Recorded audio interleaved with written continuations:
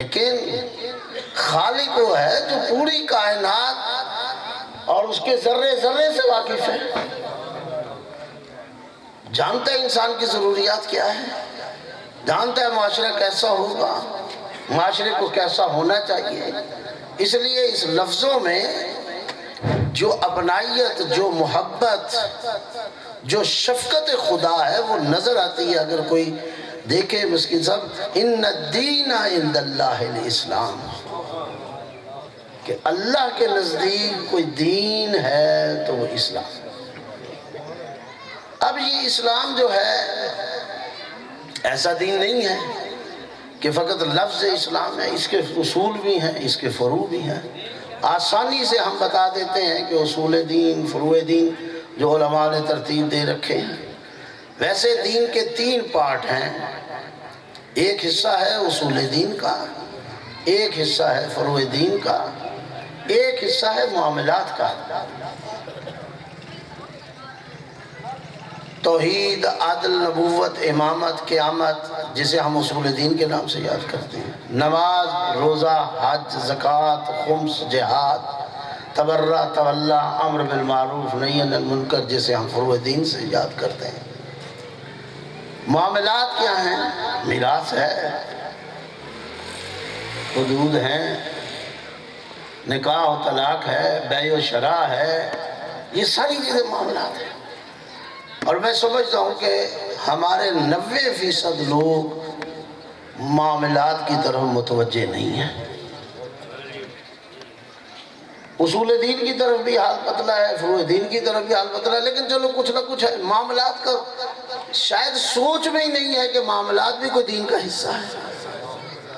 بلکہ مولا کائنات امیر مومنان حضرت علی بن ابی طالب علیہ السلام ارشاد فرماتے ہیں کہ کسی کی نمازوں پہ نہ جاؤ، کسی کے روزوں پہ نہ جاؤ کہ یہ بڑی نمازیں پڑھتا ہے، یہ بڑے روزے رکھتا ہے، دیکھو وہ معاملات میں کیسا ہے۔ اگر وہ معاملات میں ٹھیک ہے تو اچھا انسان ہے، اگر معاملات میں ٹھیک نہیں ہے تو پھر پڑھتا پھر نمازیں، رکھتا رہے روزے، کرتا رہے حج، اگر معاملات ہی ٹھیک نہیں ہیں۔ اور پھر یہاں سے ہم ایک اور اندازہ بھی کر سکتے ہیں، ہر انسان خود کا کسی سے سرٹیفکیٹ لینے کی ضرورت نہیں ہے، خود اپنا تجزیہ تحلیل کر سکتا ہے کہ میں دین میں کس حد تک دین کو اختیار کیے ہوئے ہیں۔ کیونکہ میں نے کہا نا 3 حصے ہیں، اصول دین، فروع دین اور معاملات۔ تو ہمیں پتہ چل سکتا ہے کہ میں ایک حصہ دین رکھتا ہوں، 2 حصے دین رکھتا ہوں، یا 3 حصے دین رکھتا ہوں۔ میں سمجھتا ہوں کہ اصول دین میں بھی ہماری قوم کا حال آپ کے سامنے ہے، فروع دین میں بھی ہماری قوم کا حال آپ کے سامنے ہے، اور معاملات میں تو بالکل گئے گزرے ہیں۔ تو اگر دین کو سمجھنا ہے اور اختیار کرنا ہے تو پھر اس کو لفظوں تک نہ رہیے، دین کو عملی زندگی کا حصہ بنائیے۔ توحید، عقیدہ توحید آپ کے کردار و عمل سے نظر آنا چاہیے، پتہ چل جائے کہ یہ بندہ موحد ہے، اسے بتانے کی ضرورت ہی نہ پڑے۔ نبوت کے بارے میں، رسالت کے بارے میں، امامت کے بارے میں، معاد کے بارے میں، قیامت کے بارے میں، پھر نماز ہے اور فروع دین میں آ جائیں، روزہ ہے، حج ہے، زکوٰۃ ہے، جن کو ہم مانتے ہیں ذرا کبھی ان کی نمازیں دیکھیں نا۔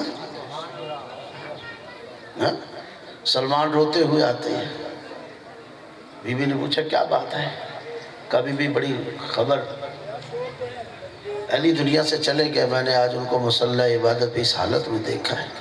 کہا سلمان تو نے آج دیکھا ہے، میں تو بڑی دیر سے دیکھ رہی ہوں۔ امام زین العابدین کا حال دیکھ لیں۔ میں کہا کرتا ہوں کہ ہم نے تو کربلا کو سنا ہے نا، ہم نے تو پڑھا ہے یا سنا ہے کتابوں میں، علماء سے، واعظین سے، خطبہ سے۔